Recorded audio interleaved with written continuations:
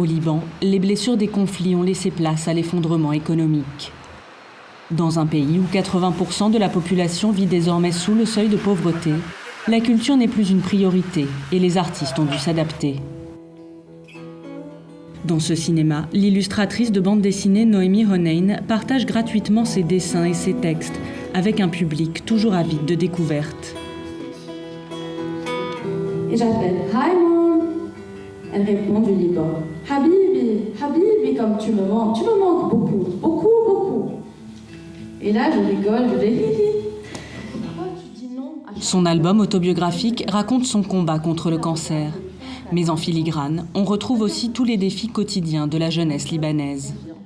Je trouve que la génération de laquelle je fais partie, c'est des gens qui ont besoin de témoigner de ce qui se passe ici. Et je trouve que la bande dessinée est un moyen accessible. On a vécu tellement de traumas, d'expériences. Il y a une guerre de laquelle on n'a pas guéri. Il y a des récits familiaux très importants.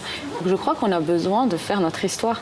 Pour aider les plus jeunes à prendre leur histoire en main, des étudiants des Beaux-Arts animent régulièrement des ateliers bande dessinée dans cette médiathèque.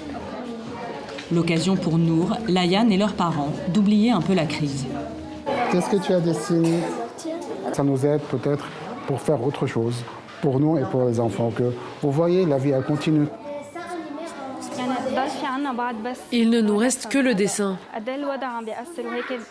Malgré la crise qui pèse, il y a toujours des gens qui aiment l'art au Liban et qui cherchent à s'exprimer à travers la bande dessinée. Bousculés par la violence de l'actualité, même les pionniers du récit illustré libanais se réinventent. Lamia Ziadeh a longtemps dessiné la guerre civile des années 70-80.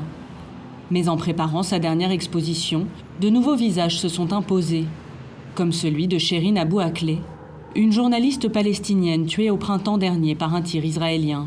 Il fallait qu'elle soit là et je l'ai faite sur mon balcon à Beyrouth, là, 2 jours avant l'ouverture. Dans cette expo, il n'y a clairement pas que la nostalgie d'avant-guerre et de la guerre, mais il y a aussi le temps contemporain. Là, j'ai plongé au plus près de l'actualité et ça, c'est nouveau. Sortis du cadre classique des albums et des bulles, les dessinateurs libanais, à l'image des graffeurs, imposent leur marque sur Beyrouth.